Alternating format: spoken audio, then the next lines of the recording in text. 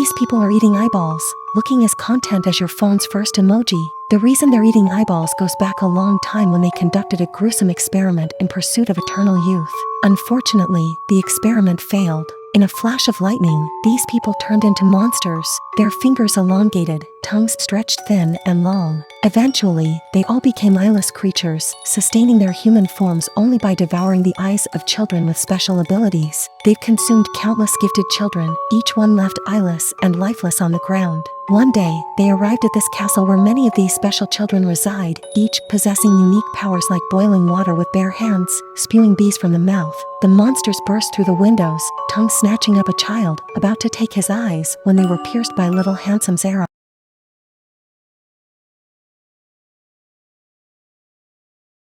These people are eating eyeballs, looking as content as your phone's first emoji. The reason they're eating eyeballs goes back a long time when they conducted a gruesome experiment in pursuit of eternal youth. Unfortunately, the experiment failed. In a flash of lightning, these people turned into monsters, their fingers elongated, tongues stretched thin and long. Eventually, they all became eyeless creatures, sustaining their human forms only by devouring the eyes of children with special abilities. They've consumed countless gifted children, each one left eyeless and lifeless on the ground. One day, they arrived at this castle where many of these special children reside, each possessing unique powers like boiling water with bare hands, spewing bees from the mouth. The monsters burst through the windows, tongue snatching up a child, about to take his eyes, when they were pierced by Little Handsome's arrow. The girl was relaxing in 130-degree ice-cold water, preparing to shave her legs. Suddenly, she realized her toes were stuck together, which startled her. Mia hurried back to her bedroom to examine the situation. She attempted to separate her toes, but it didn't work. The next morning, she went to the hospital for a checkup. The doctor diagnosed it as a common condition called syndactyly and suggested a surgical procedure to separate her toes. Mia had doubts about the doctor and felt that something was being concealed. In a panic, she left the hospital and cried out in the street. Strangely, the unusual events continued. By the third day, Mia started experiencing extreme thirst, and she had to add a large amount of salt to her water. On the fourth day, she couldn't resist the temptation to explore the fish tank, even going so far as to eat one of the goldfish. However, she felt sick and had to rush to the toilet. Her mother soon noticed that the fish were missing from the tank and asked about them. Mia, unable to admit that she had eaten the fish, claimed that she had flushed it down the toilet. Check it out, this spider is highly venomous. If you accidentally get bitten by it, although you won't turn into Spider-Man, you might unlock other superpowers. Darren's been all about spiders since he was a kid, often dreaming about becoming a superhero. One day, he went to a circus, and a magician's spider jumped right onto his leg. Darren's heart racing so fast he felt like he might faint. After the show, he sneaked backstage, found the spider he was in love with, and couldn't help but play music for it. And guess what? The spider started dancing. Suddenly, footsteps approached, so Darren quickly swapped the cages and hid in a wardrobe. To his surprise, he discovered a secret passage and hurriedly escaped through it. The next day at school, Darren hid the spider in his locker, only to be caught red-handed by his classmate, who then picked up the cage to get a better look at the creature but accidentally dropped it on the ground. The spider bit the boy, and you think he would become Spider-Man? No, he turned into a plant man. In order to save his classmate, Darren returned to the circus, found the spider's owner, and agreed to become his half-vampire assistant. Soon after, Darren's fingertip was cut, and then the two merged fingertips, completing the vampire transformation. Since then, Darren has always felt something off about his body, possessing unusually strong powers. He could effortlessly scratch marks on the blackboard and even felt a craving for raw meat. Seeing his sister's neck, he even drooled, but fortunately, he managed to control himself. Darren felt extremely uneasy, and the man told him that the best way to protect his family was to fake his own death. With no other choice, after one last time spent with his family, Darren drank the mysterious potion. Then, the man snapped Darren's neck. At the funeral, his classmate felt guilty, placing a phone alongside Darren as a tribute. Soon after, while everyone mourned in silence, Darren was happily playing on his phone inside the coffin. So this girl burns herself, and the kettle starts shaking. $200 appears. She tries burning herself again. This time, the kettle goes nuts, spitting out $700. She turns around and kicks the table. But soon she's grinning cause she just scored another 400. Then, she punches the closet, and bills come flying out like it's a dang cash volcano. Her boyfriend comes home, sees the place wrecked, thinks they got robbed. Little does he know, his girl slaps him and turns him into the third emoji in your phone. She explains that the kettle can make money. Dude's skeptical, thinks she's messing with him. Fine, don't believe me? Let's try again. More bills flying out. They figure out the more pain they endure, the more cash the kettle spits out. So, after some brainstorming, they decide to call it quits once they hit 1,000,000. They get creative, like putting their hands over an open flame, and sure enough, bills start fluttering out. She takes the kettle to a beauty salon and waxes her legs. The more brutal, the more bills. He goes to a dentist, tells the doc to skip the anesthesia, and the screams echo through the clinic. They even get matching tattoos, trying every painful thing they can think of.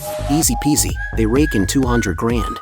They stash the cash in the toilet and go on a wild shopping spree. He orders a convertible. She decks herself out in fancy jewelry. Turns out, the brass kettle she swiped from an antique store is the real deal.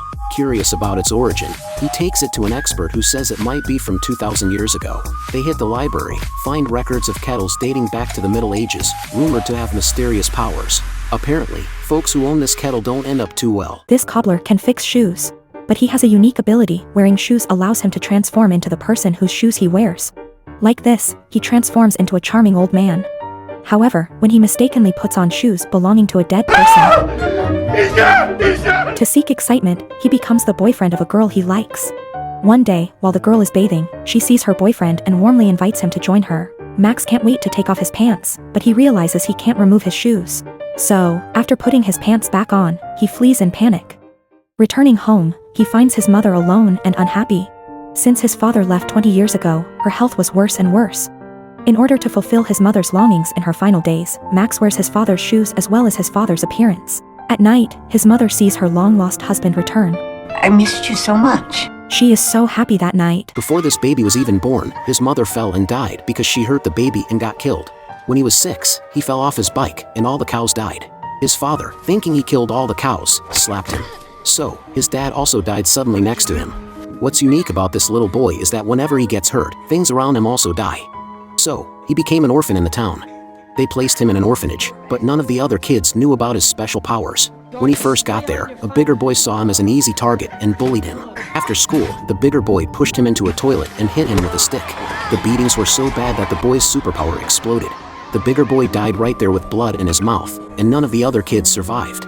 The boy realized he unintentionally caused another death, so he ran into the forest and never came out again, until a little girl came and found him. The baby broke his dad's finger right after being born, turning his dad into your phone's second emoji. He even grew a bossy mustache. His dad shaved it off, but, weirdly, it grew right back. When the doctor tried to check him, only to be kicked 10 meters away. With just a light lift, he lifted a 2-ton car and then took off. While swinging, a girl teased him for being too weak, so he decided to give her a wild ride. During soccer, he dodged players with a fancy move and delivered a kung fu football kick.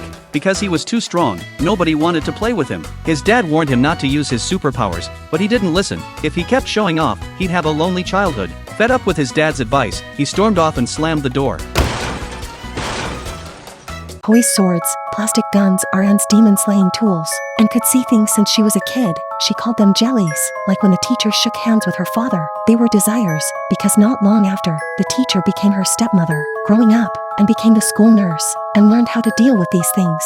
Loaded with ammo, gripping her sword, she went to see a male student, who said he felt bugs biting him, but a heart was pulled out from the wound, that's impurity, and went upstairs, saw 2 students being all lovey-dovey. Look at the viscosity of the jellies, how sweet. She found a homeroom teacher, Mr. Hong, a person with a holy aura. It's been a while since she saw someone so pure. When they split up to find the boy, and saw suspicious footprints leading to the basement, she drew her sword, and split open the chain. Sure enough, inside was all weird impurity, and kept slashing at the monsters. Soon, Mr. Hong also joined the fray. They descended deeper into the basement, seeing strange creatures everywhere, but Mr. Hong, with his holy protection, remained unharmed. Suddenly, a demonic wind blew him down. She got up and entered the deepest part. A large stone lay on the ground, and Mr. Hong immediately lifted it, and couldn't stop him in time, and a force blew her away again. She quickly rushed out of the basement. At this moment, Mr. Hong noticed the writing on the back of the stone. It read that since ancient times, the pond here had been a place of lovers' suicides. The toad in it consumed their flesh, gradually becoming spirits that bewitched the minds of those heartbroken. Hence, the stone was placed to suppress them. When Mr. Hong also left the basement, he felt the ground shaking. Countless students fell, and more ran to the rooftop like crazy, desperately trying to climb over the fence, and also reached the rooftop, wielding her sword to knock down the bewildered students. Suddenly, the ground shook, and a massive toad with a gaping mouth awaited students to jump from the rooftop. and took out a magic gun and fired shot after shot, but it was useless. At this moment, a strong wind blew, and everyone was blown onto the fence, and grabbed Mr. Hong's hand, quickly absorbing his holy energy. The fence was about to give way, and Anne raised her gun, shooting bullets infused with holy light into the toad's mouth. Instantly, the toad exploded into countless sincere confessions of infatuated people. The students regained their sanity and climbed down from the fence,